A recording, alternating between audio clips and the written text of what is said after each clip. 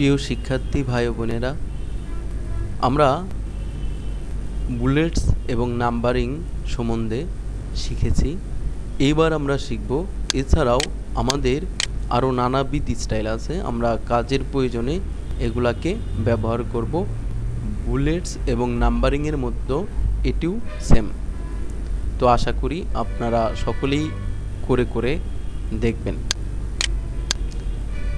শিক্ষার্থী বন্ধুরা, এই পর্যায়ে আমরা যেই কমান্ডটি শিখব, দেখুন আমি এই লেখাটিকে সিলেক্ট করলাম।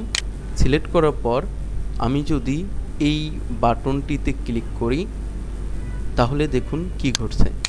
দেখুন এটি শিফট হয়ে ডানে সরে যাচ্ছে।